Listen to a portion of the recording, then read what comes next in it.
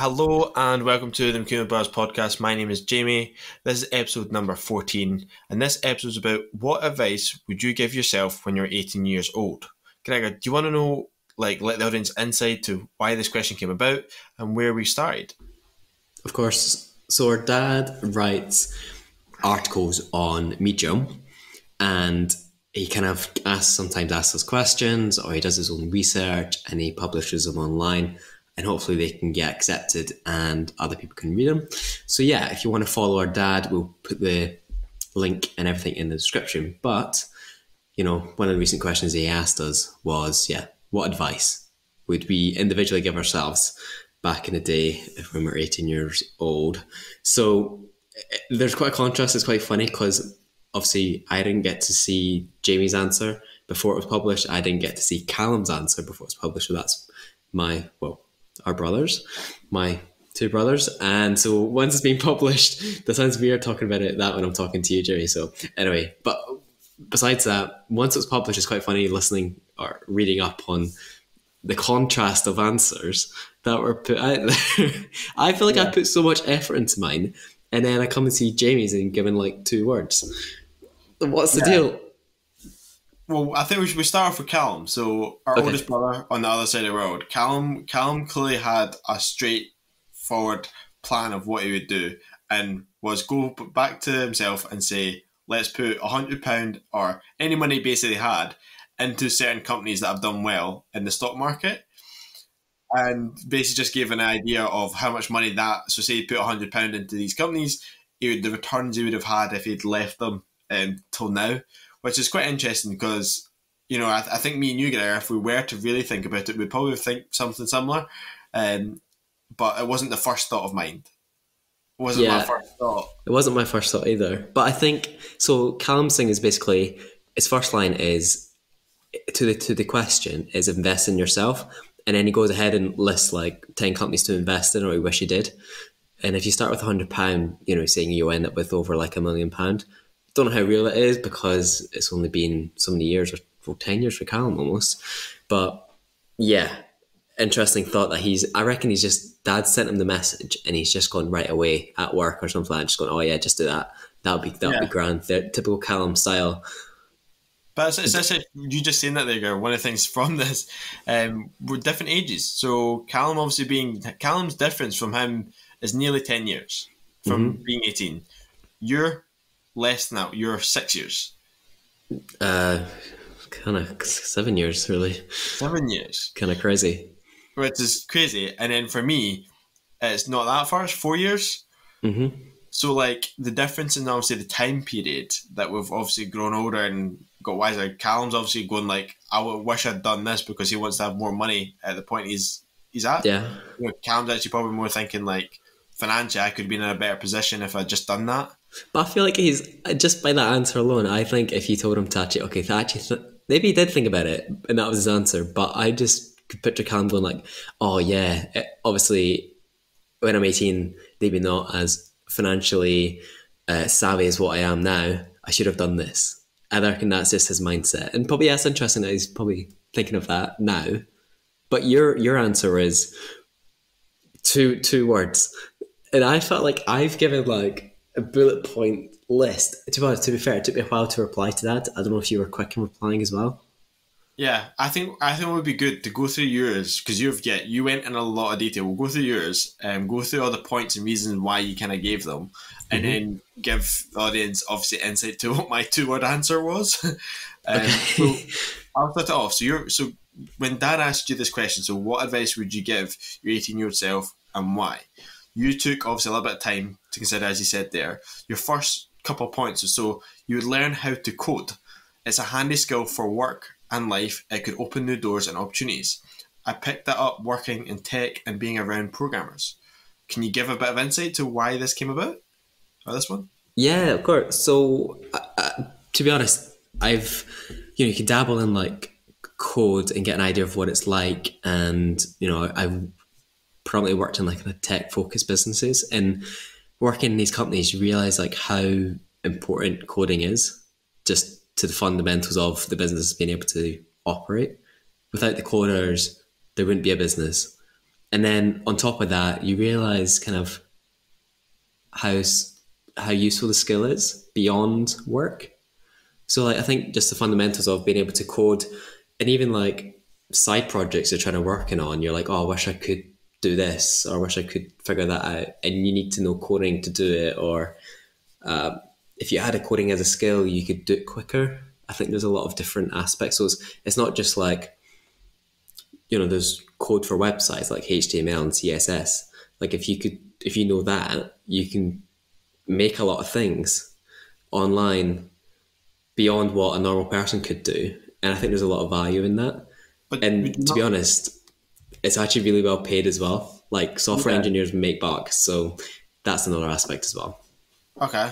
But would you not, like, so like from my way of looking at it is like, to learn to code is not something you do overnight. Something that's like, it's something you'd have to spend, from 18 to your age now, you'd probably, if you basically non-stop did coding from 18 to now, you'd probably be in a position where you'd probably be really good at it to get to a point of getting these jobs that are paying well.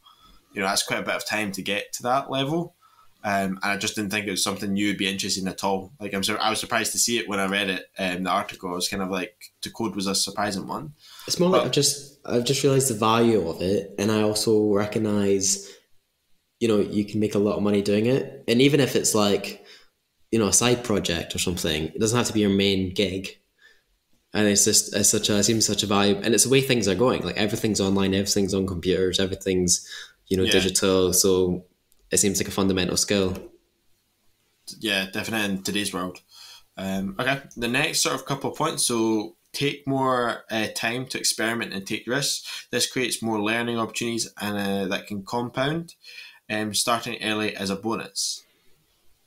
I think this relates back to what we've discussed in previous podcast episodes about kind of starting businesses and testing ideas, and even maybe not necessarily businesses, but if you want to try a new sport or do something totally different that you're not used to, I think you can always learn from these sort of things. I wish I'd done that sooner. And then now I write back, I'm like, oh, if I did it, what would have been the impact?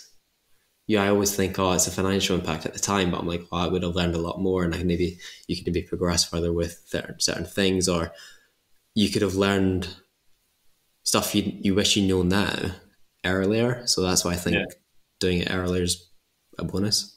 So is that like, is this a testament to, like, I heard you say earlier on today when we were on a call, obviously, about getting started in property? Is that just like sort of like taking the steps to just go for it and start taking a bit of risk with your money? Yeah, I mean, I do think about, when we're looking at the properties way back about the one in Alloa, and I think like, could have done that. And then you think how long you've delayed it. I think, should we have just done it?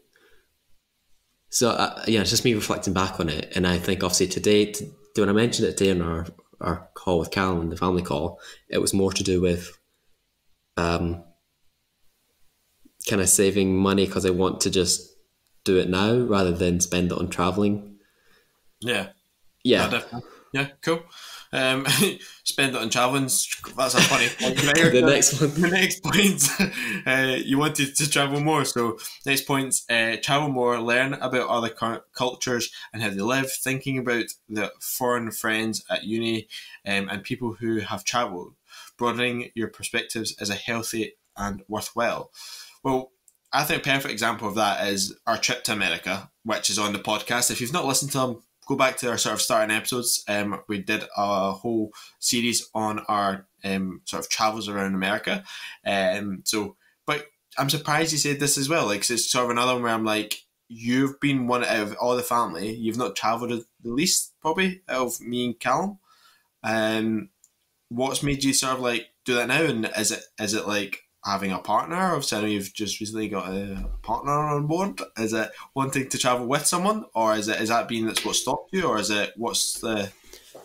I think it's more to do with I want, or maybe wished, for example, like during uni, weekends you could easily done like a city break, and I think part of it is fueled by me being like, oh, lockdown. You kind of realize the UK's, you could live in the UK quite happily, and it's all quite similar. And obviously going to America was good as well, but it's still kind of, English language, pretty similar culture.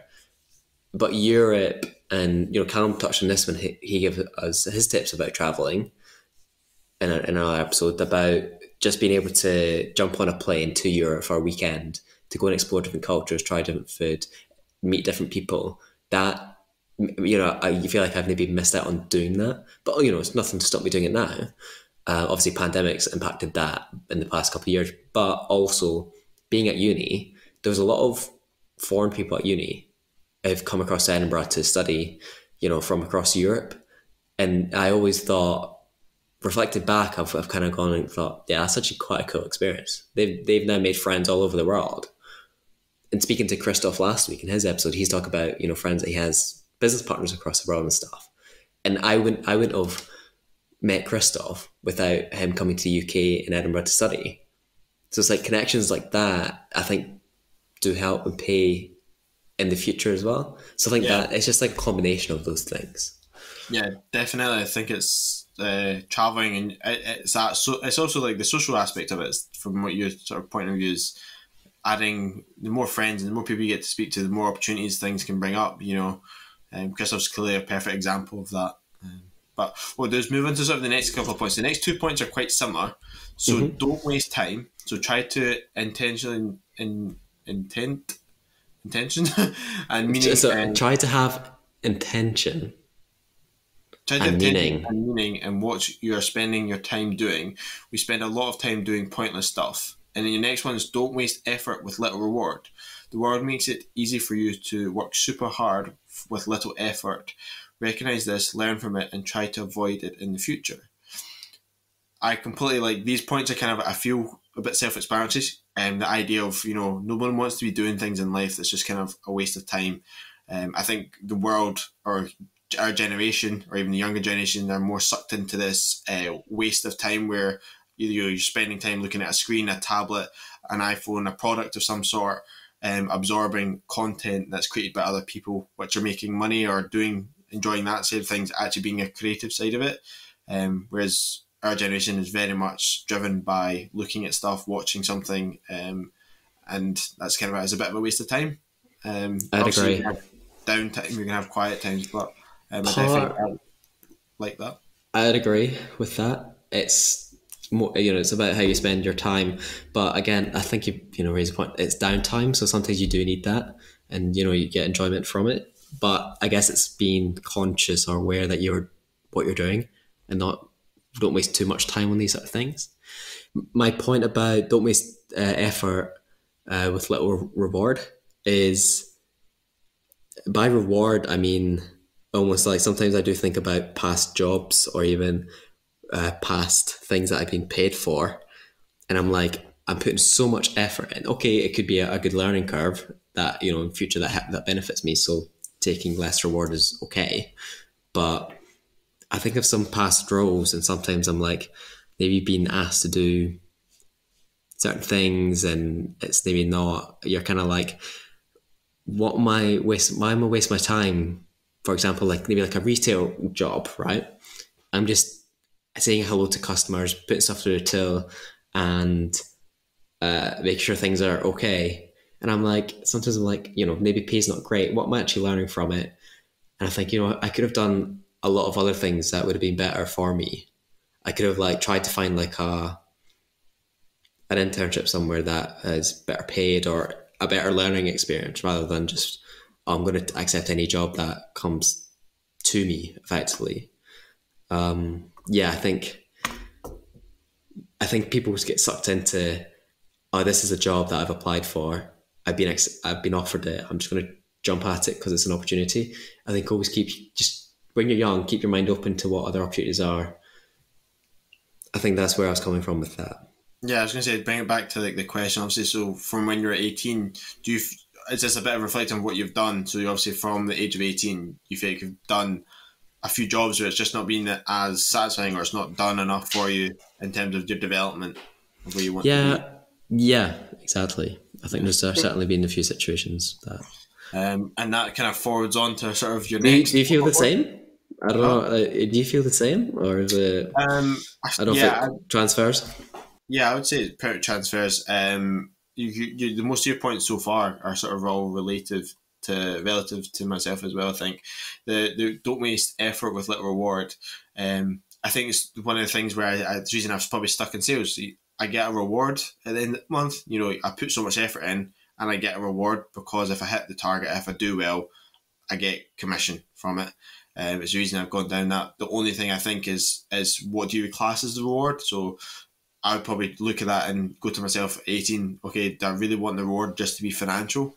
Or do I want the reward to be more sort of development of skill set to then increase what jobs I can get and things like that? So I would look at it in a slightly different way. Also, I guess particularly to a sales role, this been obviously relate to everyone or apply to everyone. It's like, I guess a prime example was that, you know, you can work your ass off and do the extra hours, and then if that extra work you put in doesn't transfer to the output of meeting your targets, then you know you don't get the reward.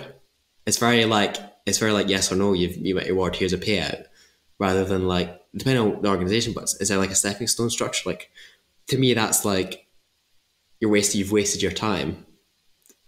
You know, because you haven't got the reward. And I think sales is maybe quite a culprit of that. Like it sucks you in to get that financial reward, and then it's almost like you don't. I don't. It's not a. I don't think it's the right way to live, or it's that kind of work that makes you. I don't think it's too good on your mental state because you end up just get sucked into a financial reward, and then you're like, what are you actually getting out of it? That's my experience of it. Yeah, no, I completely agree with that, Gray. Completely agree. So obviously that's like sort of the next one. Think more critically about what you're doing and why. This comes back to not wasting time, living purposefully. This allows you to recognise and understand if what you're doing is worth your time. That completely links to what you've just obviously said. Next one is keeping a journal of events, learnings. It's always worthwhile reflecting on your life. Take more pictures, videos. Also, it is important to break down what you learn. You should take the time to understand fully how to use what you have learned. For me, this is a perfect thing. I love filming, creating videos, things of memories of what's going on in life. You know, any trip that I have done, either with my partner or Rebecca, I always film. I come back, I make a video of it. So I've got something that, if we want to sit back and look at, love it. Like it's just something for social events or just memories. It's great to have that. I think looking back at in terms of working, I need to reflective for myself. So I quite like this. So like being a little bit younger than yourself, Gary, obviously being only 21, I could do with obviously reflecting more on what I'm learning at the moment and what progression I'm making for myself as an individual, because it's probably not as much as it should be or could be. But do you feel I feel like you kind of do that.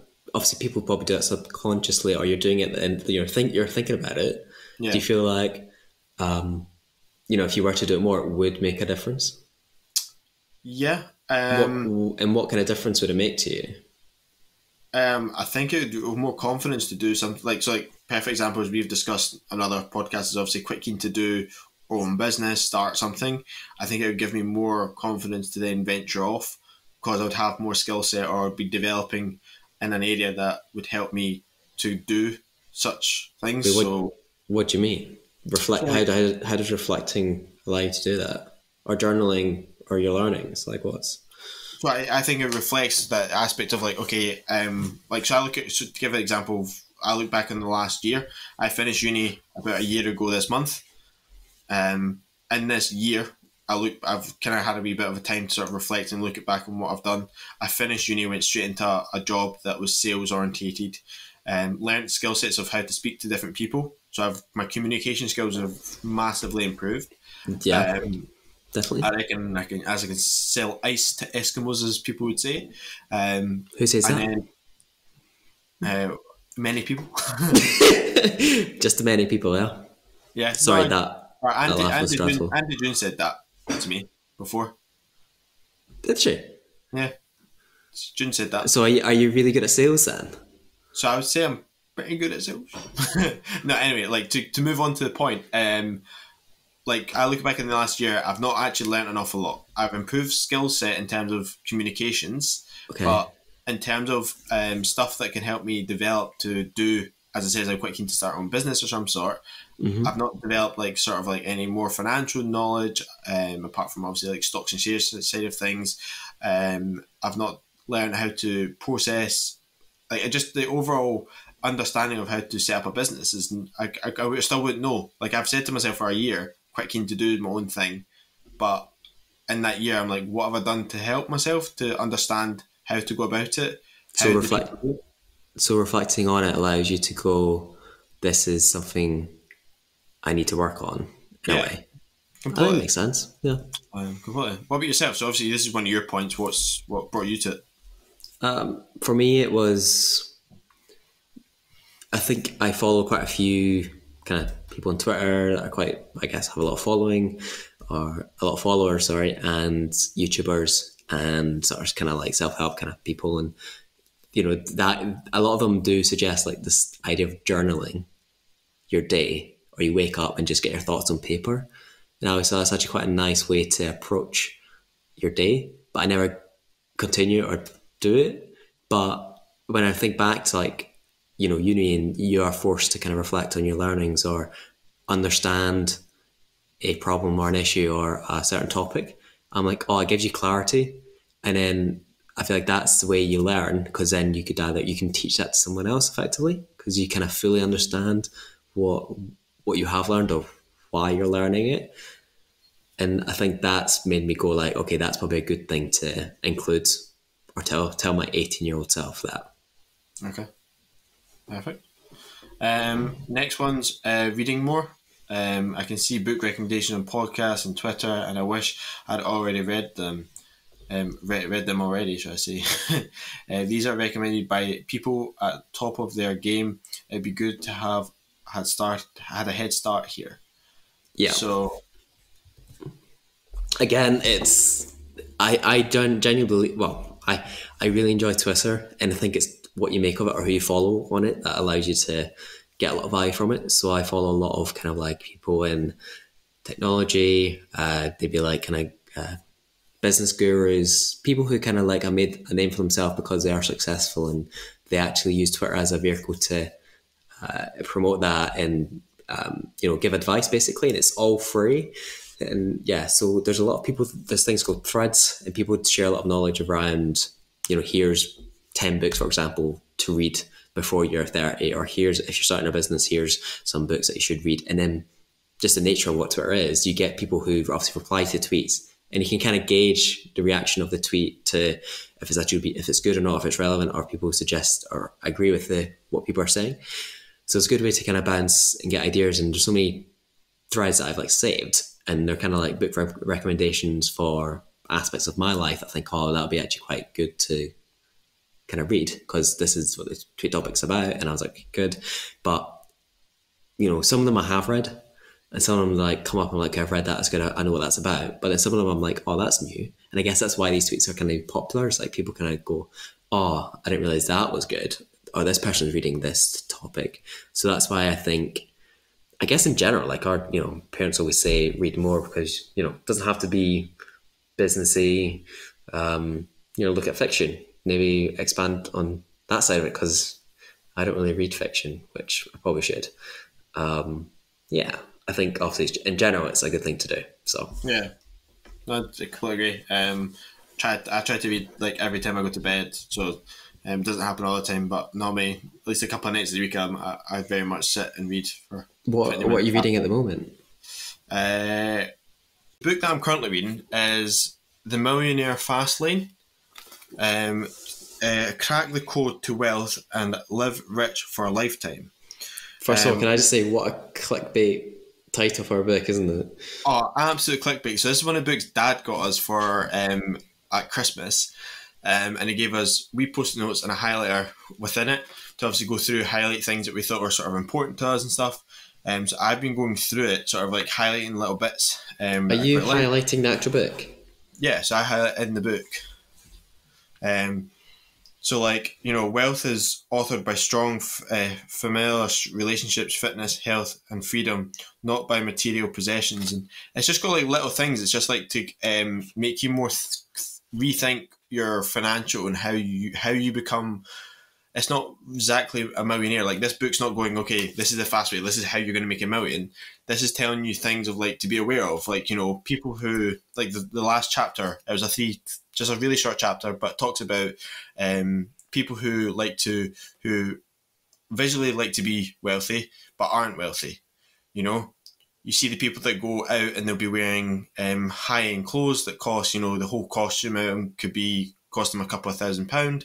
Whereas you could see someone going out there with a grey t-shirt, regular pair of like Primark jeans and a pair of shoes, and that person could be way richer than the person wearing all the rich clothes, just because this person likes to visually look rich and then is spending every bit of penny they get to make themselves feel and look this way. Whereas the guy who's wearing a grey t-shirt for 30 years, you know, the same kind of clothes, could be way richer. And a perfect example is it not Steve Jobs or what's his name? Yeah, Steve Jobs. Yeah, I'm sure he just wears literally basic clothes. He doesn't have. Obviously, he's going to have some other clothes, but he wears very basic. It doesn't bother him. Doesn't need to have the nicest clothes, the nicest gear, nicest everything. Even though he can easily afford it, that's not what it's about. And this book's kind of more trying to help people understand little things that they can do to help them become financially better in the long run. And there's things in this I'm quite enjoying. It's quite good. It's different.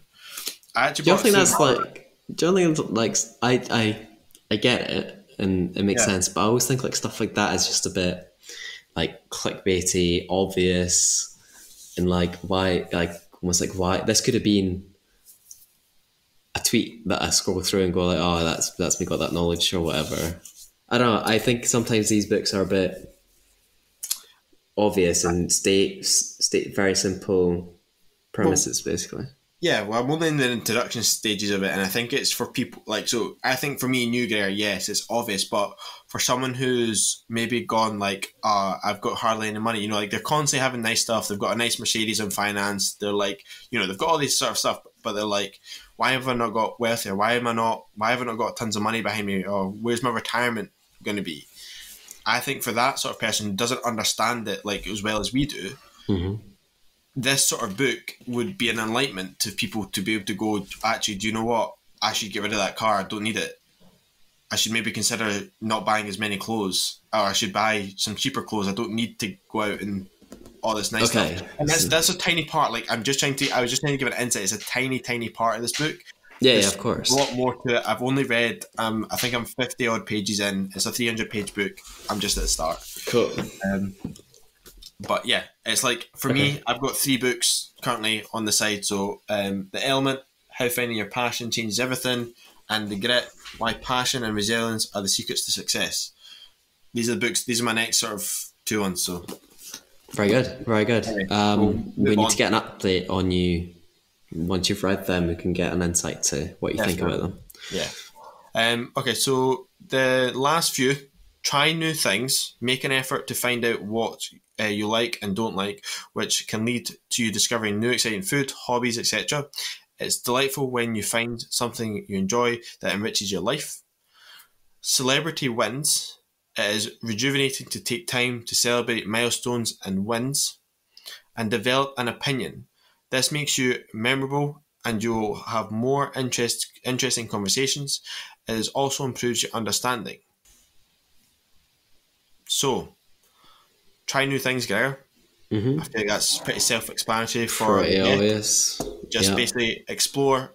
I'm guessing make use of everything. Like, do as much as you can in the time you have. At the same time, it's like, obviously, don't be stressed out about not doing it if you enjoy something. But I guess my point was, it's always good to try new things because you never know what you might enjoy. Okay. And celebrate wins. So just basically anything you do that's successful and you're happy with and you're proud, like simple as like learning a song on the keyboard to starting a business that's doing well, things like that.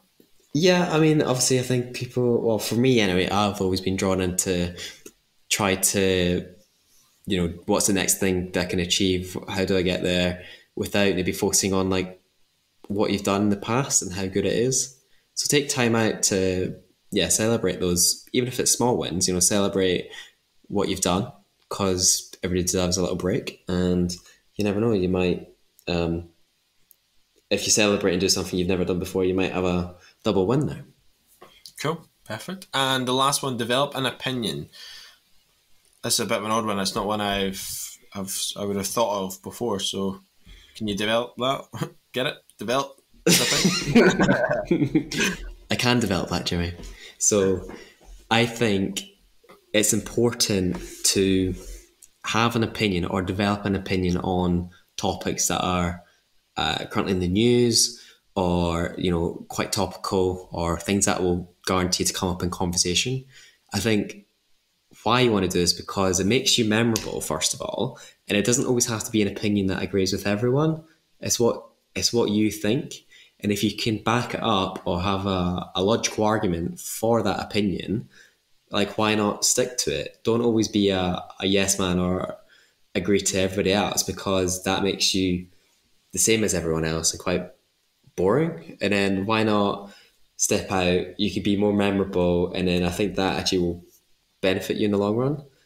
Also, you're never gonna, if you have an opinion, somebody asks you a question, you go, I don't really know, which I think sometimes I've been in the situation of. It's like, I don't really think about, I haven't thought about that, or I don't really know about that. It's always good to have a different angle, and then you can actually have a better conversation as well. It's more interesting. It's basically, it sounds like it's a bit more educated to. Yeah, exactly. Becoming educated to understand things and make use of the knowledge you have to basically contradict certain things and maybe develop. Because the other thing is, you could think you're right in something, have a conversation with someone, and it completely change your view on something. So yeah, I think it forces. Yeah, exactly. It forces you to think about it. So yeah. Okay. Well, do you want to? Sorry, can I just ask? Has that made you think, or because a few of those you're like, oh, that surprised me. I'm surprised you saying that, because I thought you'd have had thought about these things. So, if I was to look back at yours and go through it again, so learning how to code, it's not something I would have thought about. I do think it's something that is probably a good skill to develop. We don't need to go through all of them, because that's just repeating ourselves. But yeah, overall, there's a few in there that you're like, yeah, a little bit. I think there's probably a few that I would consider, and it's definitely something that, being only 21, obviously a couple of years off from the 18, I'm like, actually, I'm in a perfect position to obviously try to take this on in the most positive way and really make my time useful and develop. You're going to take Callum's advice on? Well, I already do that, I think. I'm hoping my current investments are going to do well, and you're not going to invest in the companies he's listed. I don't think so. I don't think all of his companies are going to do the best in the long run. But why? Well, a GameStop for a fact, I don't predict it's going to do well in 10 years' time. I don't think. But that's personal opinion, because of the fact that it's been, what's it called, fluctuating so much, and people are kind of, what's it called, Gregor? You know the word. There's a big bit about shorting the stock and stuff. Yeah, that's and there's a whole thing about Boston Consultancy Group now requesting millions for work, and there's a whole thing about it. So obviously you need to look into it more. But yeah, I think there's a few interesting ones there, and yeah, I'd agree, Jamie. You're definitely doing investing there, which I think is Calm's message. Cool. Do you want to give insight? Obviously, my one's completely different from you and Callum. Yeah, so give a bit of insight to obviously what Dad maybe wrote about me in this instance. And then obviously we'll see what it is. This is what our dad wrote about Jamie in this article. So he's put number 3 son is 21. Holy fuck. You will think he's been friends with him all your life. He has had the advantage of being hauled up by his brothers, and it shows. He's also a people person, gets along with everyone. His high emotional intelligence makes him a generous and kind person. You know how you worry about the first two and making sure they get the right nutrition? Well, we wound this one up on mince and ties. You know how you gently introduce toddlers to water? We threw this one in the deep end. We had no worries. Number 3 son would make it in the world. So after all that, of what her dad said to Jamie, Jamie had this to say about, advice for his 18-year-old self. He just said 2 words, very simply, stick in.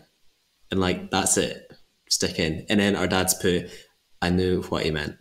I heard it here before. So he's linked an article out there. But Jimmy, I would like to know why you've put stick in 2 words, very simply. So Dad, I think phoned me.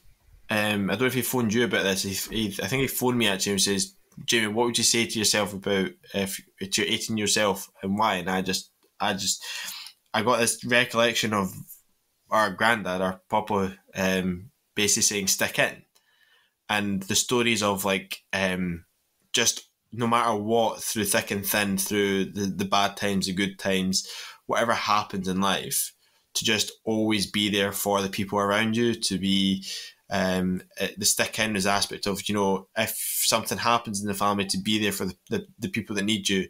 If someone's struggling financially, to help them out if you can. And it was just like this whole concept of like, I think in life, if you give up on something, you give up on yourself. You're giving up on your ambitions. You're giving up on developing. You're giving up on just the overall development of where you want to be in life. And I very strongly believe in what Papa said is a good thing to stick by. And sticking in is just such a short, sweet sort of 2 words that it's almost something that you'd hear about someone getting tattooed on them. Like, you know what I mean? It's like stick in. Like, it's just one of these sort of really simple words that no matter where you are in the world, people would kind of understand that what that means and what you want to do. So for myself, it's just like, if I'm doing something, try and stick in at it. Like, don't give up. There's always positives, there's always negatives. But no matter what, if you stick in at it, the outcome will hopefully be in the positive. Right. I would agree with you, but I have a few reservations about the advice. So coming from somebody like Papa, Granddad, you know, lived his life, and you know, successful in his life, really, you know, great family and all this jazz. For him to say it, you're like, okay, that makes sense. You know, the life experience he's had, yes. Coming from a 21-year-old, stick in. If you were to say that to you at 18, I think you would understand the message. You would get it because you're McEwen, you know where it's come from, all this sort of thing. But where I was coming across from it is like, stick in. What happens if you're sticking in the wrong thing? Like, what does that mean? It's, you know, I think it's quite nuanced. It's maybe not as detailed advice as what an 18-year-old person would need. Yeah, right? I think I completely get it. So like, if you're in a job that you're really hating and you're just sticking in just because you need to stick in, yeah, obviously I wouldn't want you to stick in, but I guess Dad's point was like, when you're 18, if I was 18 and asked for life advice and somebody said, "Oh, just stick in, pal," I'm like, that sounds like somebody at a pub, an old man at a pub. You're just going across them, mate, just stick in. But it's the context of it, right? Yeah, it is the context where it is. So I think that's important, and that's why I was like, oh, I need to think about this because it's actually quite a deep question. Yeah, I think it's definitely to do with our granddad, our papa, being the man he was, and what he said has probably just stuck with me. And I've only said that because that's what was in my head when the first thing that came to my head was stick in. You know, fair. Like, stick in at everything, just stick in at it, like he did. And I think if I was to answer the question again, so say you were to ask me, what advice would you give yourself at 18 yourself and why? I would be like, I'd probably be just do it. Like, you've been saying. So you got stick in, just do it. You 2-word answer, man. No, but the aspect of just do it is like, so like the property in Alloa, I could have gone in on that on my own. Okay. But I was holding off because I was like, oh, I want my brother to do it with me. I want to take less risk. No, I should have just done it. You could have done it by yourself? I could have. How? with the investments and money I had at that point. I just How didn't want much to did pay how much it did you again. have? What was the property? 40,000. No, it was 25. The property itself, Yeah. and then you. How much did you have? 25,000. No, but I would have done mortgage, done that route and Well, how did stuff. you get mortgaged without a job? I was working at that point. I was working for three. I still had the income to come in. At that point in time, I would have had to pull all my money out and invest it into it. Do you know So I had, that? Do you know that mortgages for below like a certain amount is really hard to get, or like they don't really fund it. yeah, it might have been hard, but like it's not the point. It's like the point is that I would have tried to figure out a way, like things like that. I'm just saying I would have more went into it because I didn't even go into it. As after me and you had a chat about it, I left it. I didn't even look into it as I much. guess my point was like I was like thinking about it. I was trying to think about it in more in depth, whereas like a plan. And I get your point of like just thinking about it, just do it makes sense. Like reflecting back, like because you might think, oh, that would have been actually quite good to get into. Property price would have gone up. We would have made like 10 grand on it already just by the value of the property. This sort of aspect, right? And I think at the time, I was giving like obviously these different arguments around like obviously saving for other investments. But yeah, I think you're right. It's perhaps parts, sometimes you just need to do it. And I think that Yeah. is good advice. It's simple advice. It's not saying I'm not saying to everyone like, if someone says to me, "Oh, I'm going to jump off this bed," just do it. No, it's if Right, you're like want so to do something like it's little things of these are, sorry, go ahead, go on. it's little things like our podcast. Like we've came back to it and we're going to stick at it. We want the people who are listening to us start to enjoy our conversations. Hopefully, it develops and we can obviously get more guests on, like last week and stuff. And Yeah, no, I'd agree. I think you're right in that aspect. Would you, I just try to think when you're 18, you're like, let's go for a pint. I'm just thinking about drinking women. No. When you're 18, Jamie, were you thinking about, I think you're at college, right? 18, So, I was in my first or second year at college. so would your advice be take more betting tips from your friends?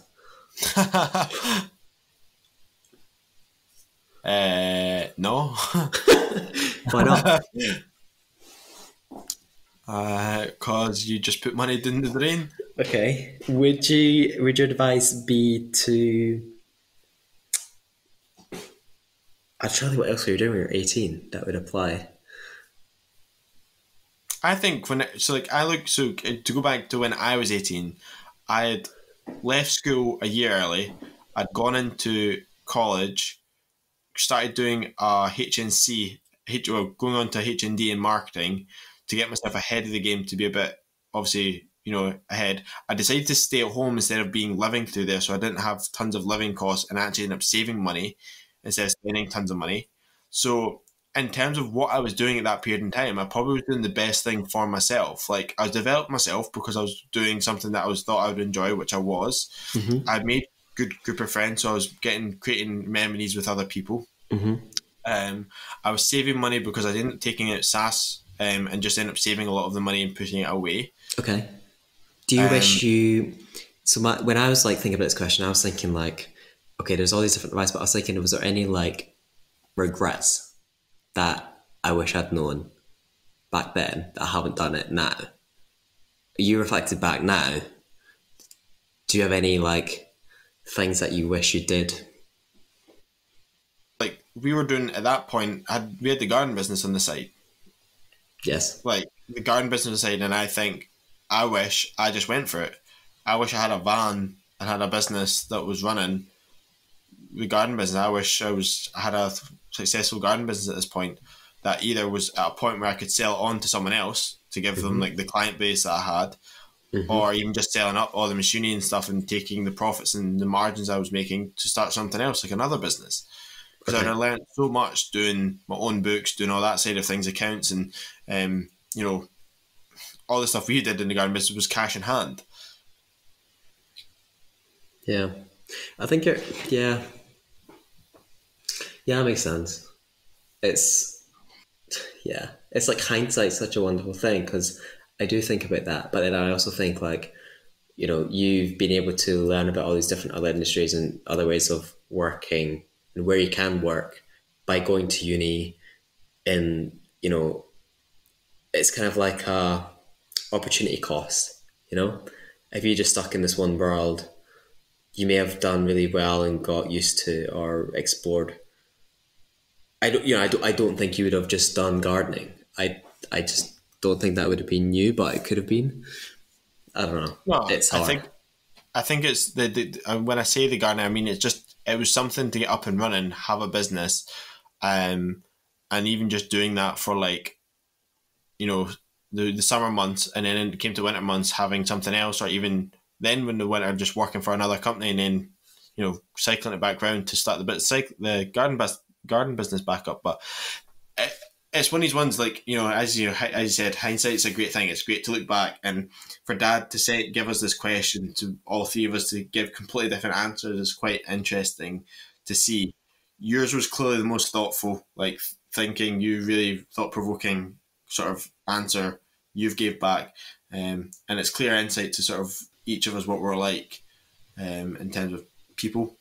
And I think it was a good way for Dad to make some extra money through his medium. I'd agree. Yeah, it's a good idea. But anyway, I think what we'll do is round it up here.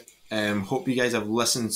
Hope you've listened to this episode and stuck right through. Well, have you admitted that's why you're listening? Hope you're listening to this. But thank you guys for listening to another episode of the McKeown Buzz podcast. And hopefully next week I'm going to get us a nice wee guest on. Very good. I look forward to that, Jimmy. And thanks again for listening, everyone. And see you next week. See you next week. Cheers. Bye bye. Bye bye.